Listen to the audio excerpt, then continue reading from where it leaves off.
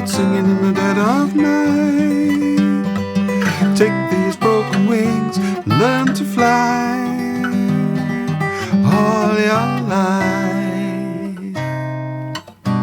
One of the great acoustic classics from Paul McCartney, and actually not a massively difficult song to sing and play. There's quite a lot going on, it's true, and fitting the whole thing together so that it flows, well, there's a challenge there, but that's really just about memorising, familiarising yourself with the sequences. The thing is, though, that with respect, Paul McCartney does pick and strum the guitar in a slightly odd way. Now, we can approach very closely what he does with a more conventional technique, but let's just take a moment to see exactly what he does by looking at this intro in a bit more detail, and that'll impact every other part of the song. Now, just before we look at exactly what McCartney does, let's just say there's a rule here. Whenever we've got a chord that just lasts for a single beat, as we have in the opening bar, we're picking. And where a chord lasts for more than one beat, like this G up here, we're strumming. And that's true throughout. Pick, pick, pick, pick, strum, strum, pick, pick, strum. Okay, so we can apply that as an absolute rule throughout. Anyway, you'll very easily find footage here on YouTube of McCartney rehearsing this in the studio, and you can clearly see that he's just using his thumb and his first finger throughout, whether picking or strumming. As I say, that's not necessarily what I would do, and I'm not going to end up doing that. But for the sake of authenticity, let's just look at this now. This first chord, for instance, he's picking the bass note with a thumb, of course, and then that open second string with his first finger. And then he's just gently strumming down. If I tilt round, he's doing that. So, that kind of thing. For me, I'd definitely be using my second finger on that open second string and answering that with the first finger on the open third string. But, you know, if you want to be authentic, that's just what he does. Okay. When it comes to the strumming, he's got this 16th texture, still with the first finger. 1, 2, 1, 2. But generally, he kicks off the beat with a thumb instead. So just practice that. Daka, daka, daka, daka. And that's whenever we're strumming, he's going to be doing that.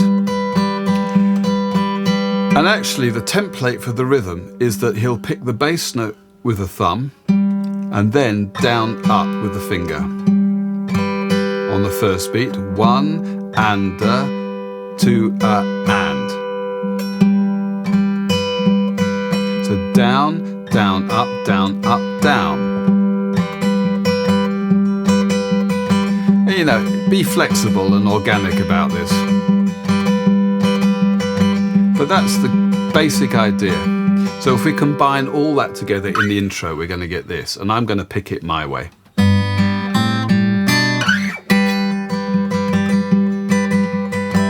And actually the verse kicks off the same way. Blackbird singing in the dead of night.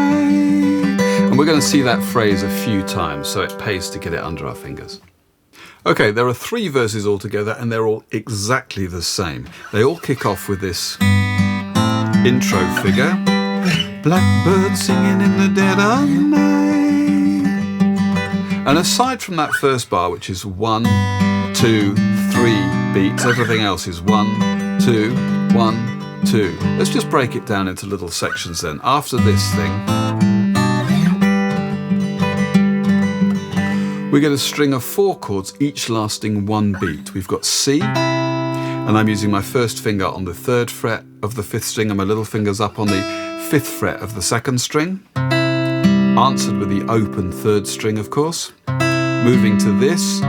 This is A7 over C sharp. I mean, you can take the naming of these chords with a pinch of salt, but that's what it is. My first finger's on the 3rd fret of the top string, and my second finger's on the 4th fret of the 5th string. Again, we follow that up with the open 3rd string.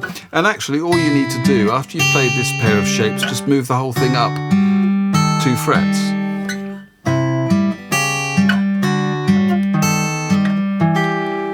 That takes us to this E minor, which is strummed, and I've got fingers now on the 7th and 8th frets.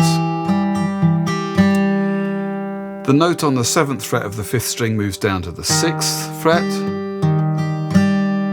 That's for an E flat, and now I've got the D chord and the A7 over C sharp again, a single beat each, so they're picked. And it's a bar of C, C minor, so the note that was on the 5th fret of the 2nd string moves down to the 4th fret. Okay, and now we get this. It's the same shape. I'm probably going to refinger this though. My 2nd and 4th fingers are in play here. That's G over B.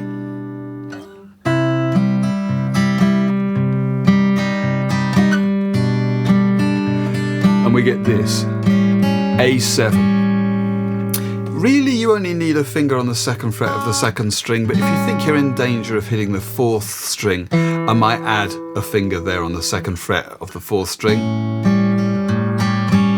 Then I'm going to get this, C over D, it's really just the 2nd, 3rd and 4th strings, to G. And I'm not playing the top string there, I want that open 2nd string to ring out. So that last little bit, we're going to see quite a lot of this.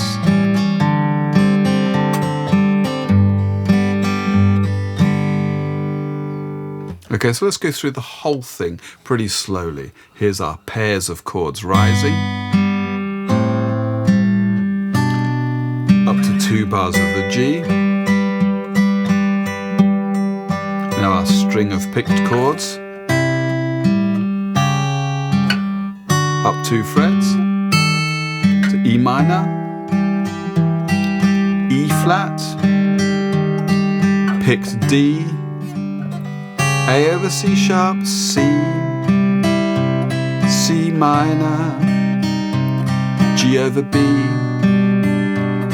to A7, C over D, to G. Up to speed. Blackbird singing in the dead of night.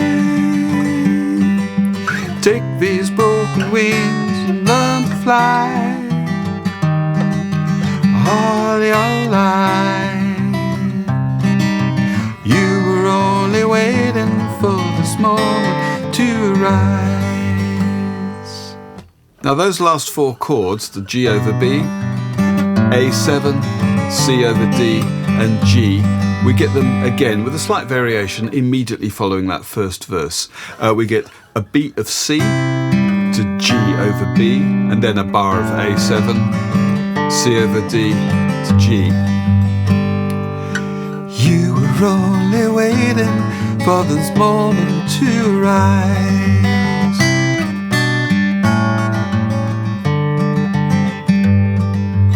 And we're into the second verse, which, as I say, is exactly the same. After the second verse, though, we don't go into the instrumental section that we had at the end of the first verse. Instead, we go straight into the bridge. And we get this bridge twice. We have the bridge, then we have an instrumental version of the verse, then we go straight back to the bridge. And the bridge is like this. Blackbird fly, blackbird fly, into the light of a dark black night. We start with an F. It's just like the C shape that we had, but up on the 8th and 10th frets of the 5th and 2nd strings, and it's a single beat, so they're picked. That's F major, E minor, D minor, and C. And it's worth thinking, the major chords are separated by 2 frets, the minor ones only by 1 fret. We're just moving diatonically down these little chords in C. F, E minor, D minor, C. Then we move that down again, that's B flat 6 if you want to include the G in the name. For a bar, that's strummed back up to C. Blackbird fly. Same thing again, but this time we don't come up from B flat to C. Blackbird, this time B flat goes to A7. Into the C over D, and then we begin the following section. So let's just have all of that, and then I'll show you what happens next. Blackbird fly, blackbird fly into the light of a dark black night. And you can hear that that kicks off a rendition of an instrumental version of the verse, with all the stuff we've already looked at.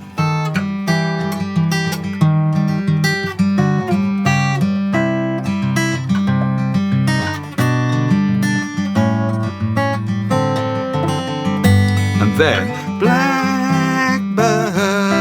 fly, we just go into another bridge. So that's the same thing. Following that, we get another instrumental section, which feels initially as though it's just going to be another verse. We get this stuff, but then we just kind of stay there up on the 10th and 12th frets. I'll go from the second bridge into that and you'll see what happens. Blackbird fly, blackbird fly into the light of a dark black. There's my climb up, and then 1, 2, 3, 4, 5, 6. The whole thing slows down and then the blackbird starts singing. I guess for my playthrough, I'm going to have to go to Hackney Marshes with a microphone, find myself some Blackbird song. And that just pauses, and in the notation I'm going to put in a 3-beat bar there just to let you know that it's kind of going to wait until it's good and ready. And then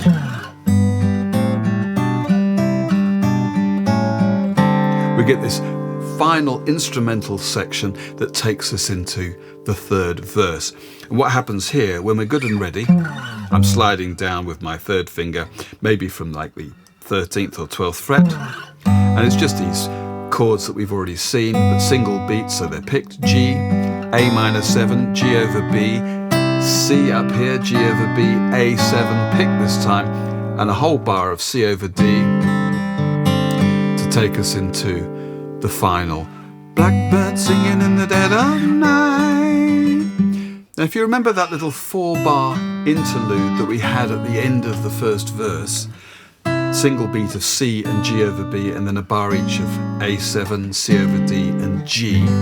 Well, that comes back as the outro. After the third verse, we get that twice, but we sing over it, and that's the end of the song. So if I play you the whole of the third verse into the outro, hopefully you'll see how that fits together. Blackbird singing in the dead of night, take these broken wings and learn to fly all your life. You were only waiting for this moment to rise. Here we go. You were only waiting for this moment to rise. One more. You were only waiting for this moment to rise. And what McCartney does at the very end then is he plays this chord of G and then just smartly whacks the strings. You could try doing that at the 12th fret. That should activate the harmonics that are naturally occurring there on the open 2nd, 3rd and 4th strings. You were only waiting for this moment to rise. There we go. Okay, well that's everything I've got, so I'm going to have a little playthrough of the whole thing. If you'd like to buy my sheet music, I guess you'll do us both a favour. It's all very clearly and accurately laid out. It matches perfectly what we've covered here, and of course the original recording too. Otherwise, thanks very much for watching, and hopefully see you on the next one. 1, 2, 1, 2.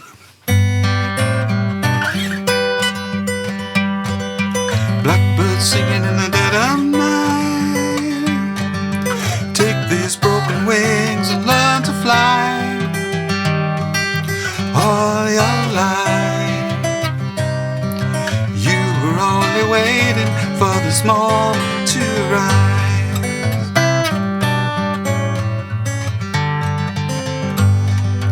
Blackbird singing in the dead of night, take these sunken eyes and learn to see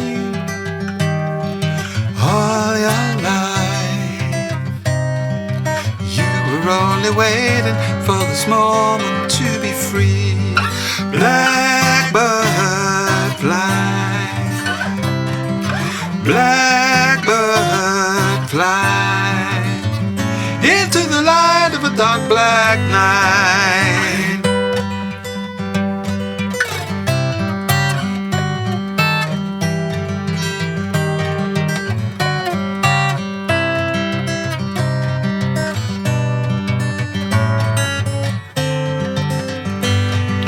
Blackbird fly,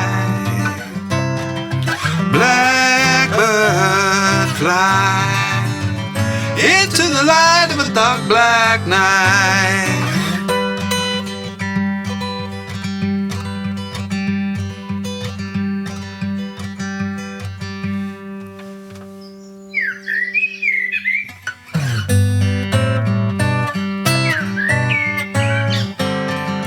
Blackbird singing in the dead of night. Take these broken wings and learn to fly. All your life you were only waiting for this moment to arise. You were only waiting for this moment to arise. You were only waiting for this moment to arise. And that's it.